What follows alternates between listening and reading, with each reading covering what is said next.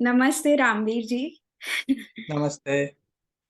दुनिया के पास सुपरमैन है और स्पाइडरमैन है, बट वी आर प्राउड कि हमारे पास पॉन्डमैन है।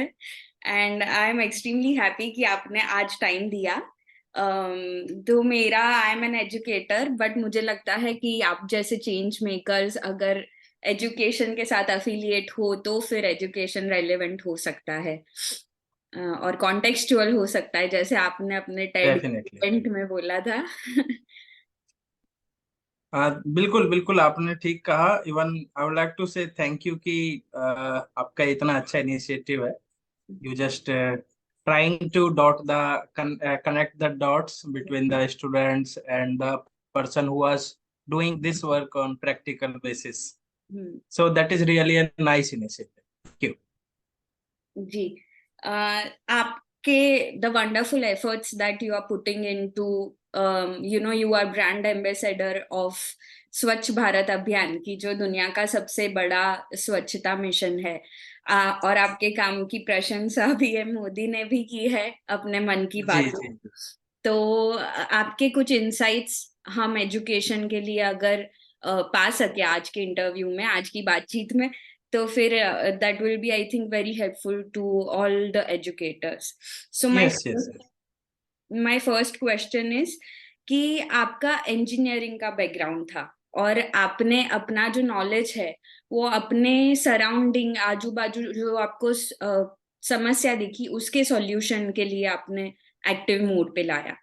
तो फर्स्ट क्वेश्चन इज कि जब आपने पहला कूड़ेदान जो देखा था और आपने सोचा कि मतलब आपने कैसे सोचा कि अच्छा इसको उसके पुनर्जीवित करा किया जा सकता है पॉन्ड के रूप में, और were you confident because you had engineering background कि हाँ ये मैं कर लूंगा। बिल्कुल ऐसा देखिए। पहले तो मैं इंजीनियर से पहले एक पॉन्डमैन से पहले हम्म। इन सब से पहले I was also an educator. Hmm. क्योंकि in parallel of my engineering मैं अपने घर पे एक छोटा सा ट्यूशन सेंटर चलाता था। हम्म। तो और उसी के पैरेलल में मैंने अपना पूरा पढ़ाई किया है। तो एज एन एजुकेटर मैं जो मेरे स्टूडेंट थे हम इस बात पर अक्सर डिस्कस किया करते थे कि जो भी हम चाहे वो स्कूल में पढ़ते हैं चाहे वो हम ट्यूशन में पढ़ते हैं, तो क्या हमारा उस एजुकेशन से उस चैप्टर से हमारी डेली लाइफ में कुछ यूज है कि हम्म। नहीं है। है हम्म। ना? क्योंकि हम उस समय पे जैसे स्टूडेंट मुझसे पूछा करते थे, सर हम ट्रिग्नोमेट्री पढ़ रहे हैं, साइन थीटा कॉस थीटा, है ना? तो घर पे तो हमें कोई यूज नहीं दिखता इसका, तो इसका करना क्या है हम्म। ना? लेकिन वो तो तब समझ में आएगा जब आप इंजीनियरिंग करेंगे कि क्या यूजेस है इनके। बट उस समय के लिए एक सब्जेक्ट था इसी टाइप का, एनवायरमेंटल स्टडीज, है ना, ईवीएस जिसको हम बोलते हैं। तो आज वो सेकंड क्लास से शुरू हो जाता है ना?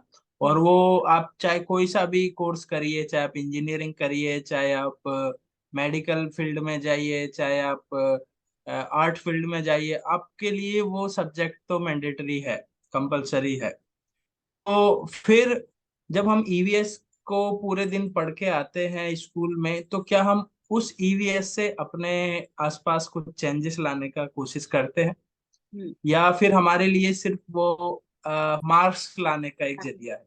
हाँ। तो सच बात तो यही है कि हम उसको सिर्फ उतना पढ़ते हैं कि हमारा बस एग्जाम में हम उसको क्लियर कर ले।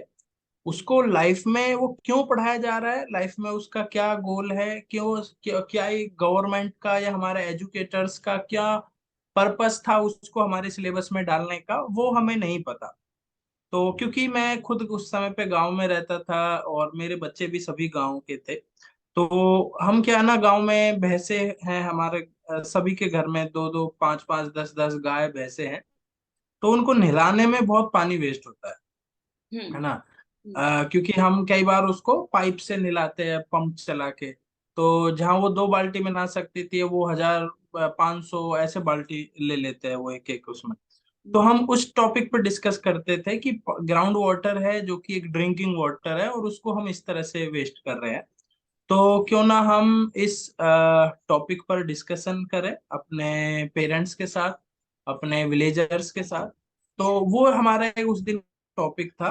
और हमने उस समय पे क्या किया कि छोटे छोटे हाथ से पोस्टर बनाए, बैनर बनाए, और उसको सबके घर के सामने जाके हम चिपकाते थे।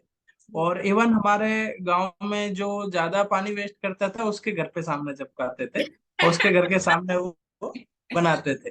तो हमारा पर्पज यही था कि एक हमारा मैसेज पहुंचे। आपने ये जो पढ़ाया था बच्चों को और एक्टिव एंगेजमेंट जो आपने किया बच्चों के साथ, वो प्राइमरी लेवल के बच्चे थे मतलब?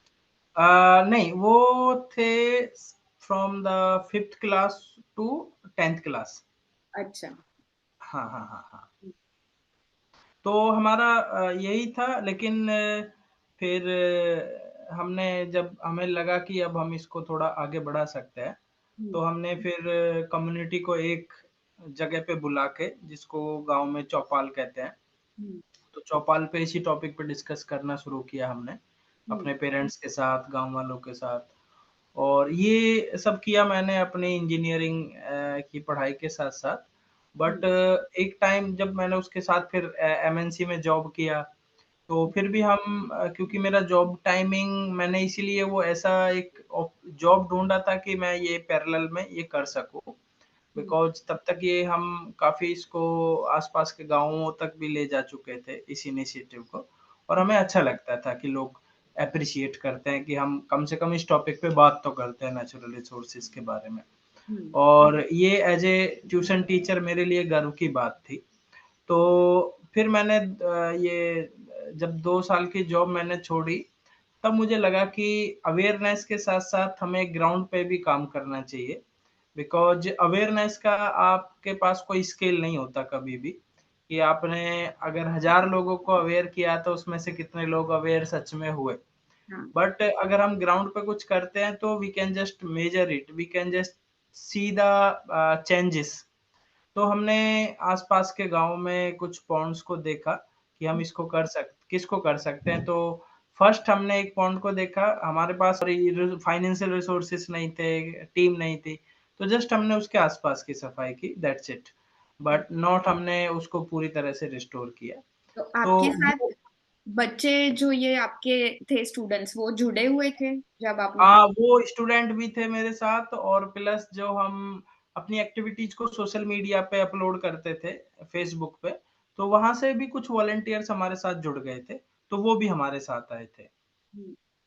और ये कौन से गांव या कौन से एरिया में ये काम आप? ये मेरा, जहाँ मैं गांव में रहता हूँ उसी के पड़ोस में था डाबरा गांव।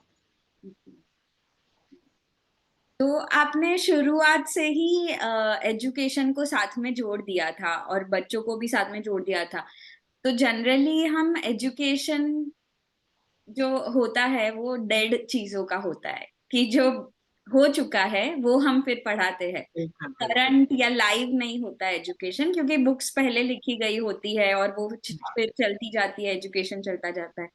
तो आपको लगता है कि अभी जैसे चैट जीपीटी आ गया है, आर्टिफिशियल इंटेलिजेंस का टाइम है, इतना कंटेंट है ऑनलाइन और इतने एवेन्यूज है, तब हम ऐसा एजुकेशन सिस्टम डिजाइन कर सकते हैं जिसमें, जैसे आपने बोला कि हम कुछ पढ़ते हैं बट आजू बाजू हमने वो इम्प्लीमेंट किया कि नहीं, और जो ग्राउंड लेवल पे काम किया कि इसमें हम ऐसा कोर्स डिजाइन करें कि ना जस्ट बच्चे इस ऐसे काम जो हमारा अर्थ को, अभी जैसे ग्लोबल वार्मिंग का टाइम है तो सस्टेनेबल डेवलपमेंट गोल्स होते हैं, तो उससे अलाइंड ये जो चीजें हैं उसके अराउंड हम ऐसे कोर्सेज डिजाइन कर सके कि बच्चे नॉलेज भी उनको मिल सके, but they can also be part of the change that we need.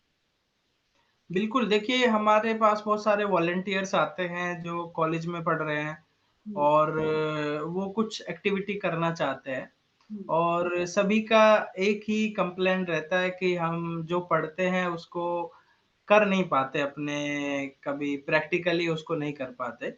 तो वो एक उनको क्योंकि ईवीएस ऐसा सब्जेक्ट है, वो लैब बेस्ड सब्जेक्ट नहीं हो सकता कभी भी, है ना। हाँ। आप फिजिक्स को पढ़ा सकते हैं लैब में, प्रैक्टिकल करा सकते हैं, आप केमिस्ट्री करा सकते हैं, आप बायोलॉजी करा सकते हैं, लेकिन एनवायरनमेंट तो हमारे चारों तरफ है, वो क्लास के अंदर भी है, क्लास के बाहर भी है, और गांव के बाहर भी है, शहर के बाहर भी है। तो उसके लिए हमें क्लास से बाहर निकलना पड़ेगा, अगर हमें सच में एनवायरनमेंट के टॉपिक पे बात करनी है या उसको अच्छे से समझना है तो। और जब हम एनवायरनमेंट की बात करते हैं तो एनवायरनमेंट बना होता है आसपास के सारे नेचुरल रिसोर्सेज को जोड़कर, चाहे उसमें ऑक्सीजन है, चाहे उसमें कार्बन डाइऑक्साइड है और सारी गैसेस है, उसमें वाटर रिसोर्सेस हैं, उसमें इवोपरेशन, वाटर साइकिल जो पूरी है हमारी, है ना, इवोपरेशन है, कंडेंसेशन, वो सारी चीजें को जुड़ के एक एनवायरनमेंट बना है। तो उनको समझने के लिए हमें, चाहे अगर वाटर रिसोर्सेज की बात करेंगे तो उसके पास जाना होगा, हम जब क्लाइमेट चेंज की बात करेंगे तो हमें आसपास पॉल्यूशन देखना होगा, हमें जब ग्लोबल वार्मिंग की बात करेंगे तो हमें आसपास जाके हीट वेव्स को चेक करना होगा कि किस तरह से वो हमारी इकोनॉमी को, हमारे समाज को, हमारी सोसाइटी को प्रभावित कर रहा है। लेकिन ये सब हम क्लास में बैठ के नहीं दे सकते, और ना ही हम आर्टिफिशियल इंटेलिजेंस को इसमें कुछ ज्यादा यूज कर सकते हैं, क्योंकि हम इसमें जितना आर्टिफिशियल इंटेलिजेंस का कितना, जितना मशीनरीज को यूज करते हैं, उतना ही ज्यादा चीजें खराब होती जाती है। एनवायरनमेंट एक ऐसा चीज है, उसको हम जितना नेचुरल तरीके से करेंगे उतना ज्यादा वो बेटर होगा। तो वो एक है। तो इसलिए स्टूडेंट्स के लिए बहुत सारे ऑप्शंस हैं, जैसे बहुत सारे स्कूल्स में मैं देखता हूँ इको क्लब बना हुआ होता है, एनवायरनमेंट क्लब बना हुआ होता है ना। तो उनको जो भी, अगर वो आज वाटर पॉल्यूशन के बारे में पढ़ रहे हैं आज क्लास में, तो वो वाटर पॉल्यूशन को जाके देखें, उसको समझे, और उसको कैसे वो अपने घर के लेवल से, अपने क्लास के लेवल से मिटिगेट कर सकते हैं, वो उनको बताना होगा। जब उनको हम एयर पॉल्यूशन की बात कर रहे हैं, क्योंकि सब क्लाइमेट चेंज से बहुत डीपली लिंक्ड है, तो उनको क्लाइमेट एयर पॉल्यूशन ले जाना होगा सिटी के अंदर, उनको सामने दिखाना होगा कि किस तरह से हमारे एनवायरनमेंट को इफेक्ट कर रहा है। तो वो सारी चीजें हैं, तो उस तरह के कोर्सेज हमें बिल्कुल डिजाइन करने पड़ेंगे। ऐसा नहीं है कि जो 100 साल से चला आ रहा है उसको पढ़ाएंगे, तो 100 साल पहले वो चैलेंजेस नहीं थे हमारी सोसाइटी में जो आज चैलेंजेस है। 100 साल पहले, जो 50 साल पहले लिखी हुई किताब है, तब एनवायरनमेंट कुछ और था, आज एनवायरनमेंट कुछ और है। तो हमें वो अप टू डेट रहने के लिए हमें वो आसपास के जो लाइव प्रोजेक्ट चल रहे हैं, लाइव इनिशिएटिव चल रहे हैं, उनका पार्ट बनना पड़ेगा। यस। एंड ऑल्सो जब हम ऐसे कोर्सेज डिजाइन करते हैं, बच्चों को डेटा प्रोवाइड करते हैं जिनको वो एनालाइज कर सके या थोड़ा बैकग्राउंड रिसर्च कर सके, तब हम उनकी यही एफर्ट्स यूज भी कर सकते हैं कि आज अगर हम 10 पॉइंट बना पा रहे हैं तो वो 100 हो सकते हैं अगर इसमें बच्चे बिल्कुल के एफर्ट भी जुड़ जाते हैं। हाँ बिल्कुल बिल्कुल बिल्कुल। जी। तो इसमें आपने काफी सारे एरियाज पिन पॉइंट किए जो stem related, science technology engineering mathematics से रिलेटेड है, जो यहाँ पे स्कोप है। अगर एक पॉन्ड क्रिएशन के साथ अगर बच्चा कोई जुड़ता है तो इतने सारे एरियाज है that they will get to learn about. अभी तक कोई स्कूल्स के लिए या फिर कोई इंस्टीट्यूट के लिए आपने ऐसे कोर्सेज बनाए नहीं है, और मैं मानती हूँ कि जब आपका सर्टिफिकेशन लगेगा, अगर आपका अफिलिएशन होगा, तो that will make the course really authentic. And for such eco clubs भी जो schools में है, they can also adapt your course, they can maybe enroll in your course, and I'll be glad to be a part of designing that course. So ऐसा अगर collaboration करना है तो मुझे लगता है beyond box would be more than happy to join you. आपने जब बोला कि आपके पास फाइनेंशियल रिसोर्सेज नहीं थे व्हेन यू स्टार्टेड, तो वो एक बड़ी चीज होती है कि आइडिया को सस्टेनेबल बनाने के लिए उसके पूरे मॉनेटरी स्ट्रक्चर को देखना। तो वो आपने कैसे वो फिगर आउट किया, और कितने एफर्ट्स के बाद आपको फिर स्पॉन्सरर्स मिलने लगे? बिल्कुल, देखिए हमें शुरू के 2 साल तो हमें बहुत वो जो टीम थी, वॉलंटियर्स थे, तो उनके जो कंट्रीब्यूशन था उससे हमने वो किया। बट 2 साल के बाद मुझे पता चला कि हम एनजीओज को अप्रोच कर सकते हैं, हम कॉरपोरेट्स को अप्रोच कर सकते हैं, हम गवर्नमेंट को अप्रोच कर सकते हैं, because everyone has responsibility to protect and to conserve these water natural resources।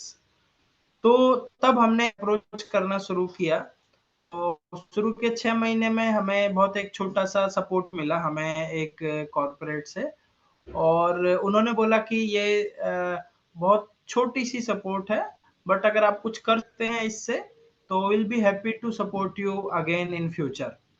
तो हमने उसको एक पॉइंट ढूंढा, हमने पूरा खुद के कंट्रीब्यूशन से उस छोटे से सपोर्ट से, it was like around 1 lakh only, okay. And वो गांव के गांव से मशीनरीज टूल्स लेके, गांव के लोगों के सपोर्ट लेके वो हमने उस पॉन्ड को रिस्टोर किया। वो उतना अच्छा तो रिस्टोर नहीं हुआ कि उसमें बहुत सारी चीजें हम बदल सकते थे, but it was neat and clean after efforts of 3 to 4 months। और जब हमने वही एफर्ट्स हमने सोशल मीडिया पे अपलोड किए उस समय पे, इन अराउंड 2017, हम्म। तो हमें बहुत एप्रिसिएशन मिला, और वो हमने उस कॉर्पोरेट को भी भेजा जिन्होंने हमें सपोर्ट किया था। Then they got surprise to see that change in that point. और इवन वहाँ के हमको गवर्नमेंट के जो डिस्ट्रिक्ट कलेक्टर होते हैं, जो आईएएस ऑफिसर होते हैं, दे invited me in their office, and उन्होंने पूछा कि आपने ये इतने कम बजट में कैसे हो पाया, बिकॉज हमें उस समय पे उतना प्रोसेस भी नहीं पता था कि हमको गवर्नमेंट से एनओसी लेना होता है, हमें उनके साथ भी एग्रीमेंट करना होता है कि we are going to restore this pond. तो हमने तो वो ऐसे ही कर दिया बिना किसी से हाँ। पूछे, वो कर दिया और हमको किसी ने रोका भी नहीं। बट जब हमने कर दिया तब हमें पता चला कि गवर्नमेंट की तरफ से हमें बुलाया गया कि you didn't take any permission from us to restore this water body, because हमारा हमने ऑलरेडी टेंडर फ्लोट किया हुआ था इसके लिए, एंड हमारे टेंडर की कॉस्ट थी around 30 lakh, okay. And you did the same thing in 1 to 3 lakh, है ना। तो दैट वाज लाइक वेरी मतलब surprising news for me also, hmm. कि हम 30 लाख के काम को 3 लाख में कर सकते हैं। तो उन्होंने पूछा मुझसे कि कैसे ये हुआ, तो हमने उनको बताया कि हमको गांव से हमने इतना सपोर्ट लिया, वॉलंटियर से इतना लिया, हमने ऐसे कंट्रीब्यूट किया। तो उन्होंने कहा कि ठीक है, ये तो बहुत अच्छी बात है, तो हम्म। हमारे बहुत सारे पॉन्ड रिस्टोरेशन इनिशिएटिव चल रहे हैं, तो आप उसमें क्यों नहीं गाइड करते हमें, हाँ। है ना, आप उसमें पार्टिसिपेट करिए। तो जैसे कि ये मेरे- जो जो अमृत सरोवर प्रोजेक्ट है अभी गवर्नमेंट का। वो तो अभी शुरू हुआ है, वो हम्म। तो पिछले 1 साल से शुरू 2 साल से शुरू हुआ है, but it was in 2017-18, okay. जब मैं जॉब कर रहा था। हम्म। तो जॉब छोड़ रहा था जस्ट मैंने उस समय पे, तो हम्म। वो उस समय की बात है। तो हाँ। मैंने उनके फिर जो पॉन्ड रिस्टोरेशन इनिशिएटिव चल रहे थे, तो मैंने एज ए कोऑर्डिनेटर और as advisor, as an hmm. Advisor मैंने वहाँ पे सपोर्ट किया। अपनी बेस्ट प्रैक्टिसेस जो सीखी थी हमने उस पॉन्ड से, वो हमने जाके उनके कॉन्ट्रैक्टर्स को के साथ शेयर किया हम्म। कि हम ऐसे कॉस्ट सेविंग कर सकते हैं अगर कम्युनिटी को साथ लेके चलते हैं तो, हम्म। और ऐसे हम उसको ज्यादा टाइम तक सस्टेन बना सकते हैं। हाँ। तो वहां से मुझे थोड़ा और एक्सपोजर मिला, है ना, और हमें एक्सपीरियंस भी मिला। Then again with that experience, that exposure, we again reach to the corporates and government. वहां से हमें फिर स्पॉन्सरशिप मिलना शुरू हुआ। That is fantastic. तो आपने इसमें अपना एंटरप्रेन्योरियल स्किल्स भी जोड़ दिया और या बहुत सारे पैसे बचाए आपने गवर्नमेंट के, तो आई थिंक दैट्स कमेंडेबल। पर यहाँ से ये भी जानने को मिलता है कि अगर जैसे आपने बोला कि कम्युनिटी को साथ में जोड़ते हैं, तो नॉट जस्ट कि कॉस्ट सेविंग होती है या कम्युनिटी एजुकेट होती है, बट ऑल्सो फिर वो जो आपने इतना एफर्ट डाला है वो सस्टेन्ड रहता है। क्योंकि कभी तो ये पॉन्ड था बट वो कचरा बन गया और किसी ने कुछ नहीं बोला। तो अ, कैसे हम कम्युनिटी के इंटरेस्ट के साथ ये एफर्ट जोड़ दे ताकि वो फिर वैसे ही रहे, तो उसके लिए भी आपने। देखिए उसको, हाँ बिल्कुल, किसी भी वाटर बॉडी को सेल्फ सस्टेनेबल बनाने का जो पर्पज है वो ये है कि उसको उसके फ्यूचर की जो मेंटेनेंस कॉस्ट है ना, वो कहीं ना कहीं उसी पॉन्ड से निकल सके। जैसे हमने बहुत सारे फिश फार्मर से कांटेक्ट किया उस समय पे, उनको हमने कांटेक्ट किया, उनसे हमने पूछा कि आपको क्या चैलेंजेस आते हैं गंदे पॉन्ड में, क्यों आप फिशिंग नहीं कर सकते, क्यों फिश फार्मिंग नहीं कर सकते। हमने जो वाटर चेस्टनट फार्मिंग करते थे, जिन्होंने जो करते थे बट उन्होंने छोड़ दिया था ये काम कि अब हमें नहीं करना, हम 10 साल पहले छोड़ चुके हैं क्योंकि अब वाटर बॉडीज बहुत गंदी हो गई है ना? तो अब हम नहीं कर पाते। तो वो कुछ और बिज़नेस में एंटर कर गए थे, है ना? कोई शॉप खोल रहा है, कोई ठेली लगा रहा है, तो उस तरह के वो लोग कर रहे थे। तो हमने उनको कॉन्टैक्ट किया कि हम आपको फिर से पॉन्ड प्रोवाइड करेंगे क्लीन करके उसको, तो आप उसको करिए फिर से, है ना? बट आपको शर्त है कि हम एक बार पॉन्ड को क्लीन कर देंगे तो पर आपको वो क्लीन रखना पड़ेगा। That's the only condition. हमको आपसे कोई चार्जेस नहीं चाहिए उस पॉन्ड को देने का। हम आपको गवर्नमेंट से भी सपोर्ट दिलाएँगे, हम भी करेंगे। तो हमने बहुत सारे लोगों को वापस लाए ऐसे। और अब जो जिस-जिस पॉन्ड्स को हम उस ऐसा कर पाए, तो वो सेल्फ सस्टेनेबल पॉन्ड है। इवन वहाँ पे उन लोगों को इनकम भी हो रही है और प्लस उसी पॉन्ड को वो मेंटेन भी रखते हैं। हाँ, और कुछ आई थिंक काया किंग भी आपने कहीं पे बोटिंग या ऐसा कोई भी या चालू कर। हाँ, और हमने कुछ पॉन्ड को हमने बोटिंग क्लब वहाँ पे बनाया, ताकि वो एज़ ए इको टूरिज़्म को हम प्रमोट कर सकें, है ना? इको टूरिज़्म को प्रमोट करने का मतलब यही था कि लोग अगर बोटिंग करेंगे, किसी की अर्निंग होगी और उसको साफ देखने का उनका मन भी होगा व फ्यूचर में। यस। तो जब आपने ये चालू किया और आपके पास एक सेट ऑफ स्किल्स या नॉलेज है, जैसे इंजीनियरिंग का आपका बैकग्राउंड, बट उसके अलावा जैसे बायोडाइवर्सिटी और अदर एनवायरमेंटल साइंसेस के जो भी एस्पेक्ट्स थे, लेट्स से फाइनेंशियल एस्पेक्ट्स, ये जैसे बिजनेस को अफिलिएट करना या उसके लिए आपने ये स्किल्स या ये नॉलेज सीखा या वैसे लोगों को साथ में जोड़ा, तो कौन से लोगों को आपने साथ में जोड़ा? देखिए, मैंने खुद ने भी कुछ सर्टिफ़िकेट कोर्स किए थे, ताकि मुझे थोड़ा टेक्निकल नॉलेज भी हो सके। जैसे एक सेंट्रल पॉल्यूशन कंट्रोल बोर्ड जो हमारा मिनिस्ट्री ऑफ एनवायरनमेंट होता है गवर्नमेंट ऑफ इंडिया का, तो वो अपनी मिनिस्ट्री में एक कोर्स रन करते हैं जिसका नाम है GSDP green skill development programme. तो उनके इस कोर्स का पर्पज़ है कि जो कुछ और फील्ड में है लोग, लेकिन उनका पैशन एनवायरनमेंट है। तो क्यों ना हम उनको एक बेसिक नॉलेज प्रोवाइड कराएँ ताकि वो एनवायरनमेंट में कुछ कर सकें, है ना? उनको बीओडी क्या होता है, पॉल्यूटेंट्स कौन-कौन से होते हैं, कैसे मेज़र करते हैं। तो उनको वो 3 महीने का एक कोर्स होता है, तो उसके बाद वो सर्टिफ़ाई भी करते हैं हमें। तो वो कोर्स मैंने किया और वो कोर्स करने के बाद मुझे बहुत सारी नॉलेज हुई और उसी कोर्सेज़ के बेसिस पे फिर मैं स्कूल्स में, कॉलेजेस में उस नॉलेज को शेयर करने जाता था कि हम इस तरह से अपने वाटर बॉडीज़ को, पॉल्यूशन को कम कर सकते हैं।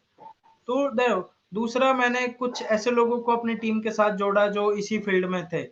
जैसे कोई एमएससी एनवायरनमेंट है या पीएचडी इन बॉटनिस्ट है, बायोडायवर्सिटी में एक्सपर्ट है, ताकि नॉलेज शेयर कर सकें वो मेरे साथ और मेरी मदद कर सकें। तो कुछ वॉलंटियर्स थे, कुछ को मैंने एज़ ए प्रोजेक्ट वाइज़ रखा कि I will pay your consultancy fee but आप मेरा ये सपोर्ट करिए। तो वॉलंटियर सबको मिला के हम एक अच्छा उसको प्रोजेक्ट रिपोर्ट तैयार करने लगे। बिकॉज इट्स नॉट इनफ कि जैसे एक खड्डा खोद दिया और पानी डाल दिया, बस इतना नहीं है, पूरा वो जगह को समझना पड़ता है। और आपने शायद मेंशन भी किया बिल्कुल। था कि लोकल्स से भी बात करना पड़ता है to know more yes, about. Yes, yes, yes. So I think that brings me to the end of this conversation. पर मुझे लगता है कि आपका ये बहुत ही एक अच्छा काम तो है, पॉजिटिव है और सक्सेसफुल भी है, बट एक वेरी नोबल कॉज, बहुत ही उम्दा काम आप कर रहे हैं हमारे अर्थ के लिए, जो अभी सेव अर्थ आपका फाउंडेशन का नाम भी है, और you are actually saving the earth. And मुझे लगता है कि अगर इसके साथ हम एजुकेशन को भी जोड़ दें और हम अगर साथ में मिलके कुछ अच्छा कर पाए, जो because of your reach to a wider audience, जो बहुत सारे स्कूलों तक, बहुत सारे ऑर्गेनाइजेशन तक पहुंच सके, तो मुझे लगता है बहुत सारी चीजें हम इससे बच्चों को सिखा सकते हैं। बिल्कुल, बिल्कुल, बिल्कुल, डेफ़िनिटली। तो thank you so much Ramveer ji आज हमसे बात करने के लिए। Thank you so much.